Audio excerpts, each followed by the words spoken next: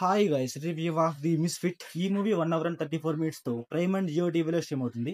And Airtel extreme and lines gate లో కూడా stream అవుతుందంట. ఇంకా ఈ వీడియోకి ఒక చిన్న లైక్ కొట్టండి గైస్, మనకు కొంచెం సపోర్ట్ గా ఉంటుంది. ఇంకా ఈ మూవీ ప్లాట్ లైన్ ఏంటంటే, ఒక ఆరుగురు కలిసి ఒక పెద్ద రాబరీ చేద్దామని చూస్తారు. వాళ్ళు ఎలా చేశారా లేదా అని మనం మూవీలో చూస్తాం. ఇంకా ఈ మూవీ ఎలా ఉందంటే, ఫస్ట్ 1 hour బిలో యావరేజ్ గా ఉండి లాస్ట్ 30 minutes అయితే కొంచెం పర్లేదు.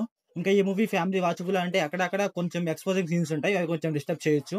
మరీ అంత ఎక్స్పోజింగ్ ఏముండదు, నార్మల్ సీన్స్ ఉంటాయి అనమాట. ఇంకా ఈ మూవీలో ఫస్ట్ 10 minutes అయితే గైస్ ఇంట్రడక్షన్ సీన్స్ అయితే కొంచెం బాగుంటాయి, చూడబుద్ధి అవుతాయి. దాని తర్వాత నుంచి లాగ్ ఉంటుంది, పిచ్చ లాగ్ ఉంటుంది. అసలు అక్కడ ఏమవుతుందో, వాళ్ళు ఏం ప్లాన్ చేస్తున్నారో మనకి ముక్క అర్థం కాదనమాట.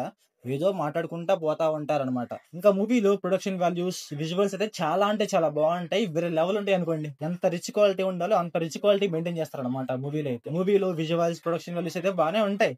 కాకపోతే స్టోరీ ఉండదు గైస్, డొల్ల అనమాట స్టోరీ అయితే. అందువల్ల మనకైతే మూవీ అయితే పిచ్చ లాగా ఉంటది. స్టార్టింగ్ 1 hour అయితే లాస్ట్ హాఫ్ అన్ అవర్ అయితే వాళ్ళు దొంగతనం చేస్తా ఉంటారు. అదైతే కొంచెం పర్లేదు అనిపించింది అంతే. అది కూడా మరీ అంత గొప్పగా ఏముండదు, నార్మల్ గానే ఉంటుంది. నన్ను అయితే ఈ మూవీ స్టోరీ అయితే ఒక హాఫ్ అన్ అవర్ లో తీసేయచ్చు. వీళ్ళైతే ఒక 1 hour డ్రాక్ చేశారు అనిపించింది నాకైతే. మూవీలో ఒక సీన్ ఉంటుంది, ప్రిజన్ లో ఉంటుంది అనమాట.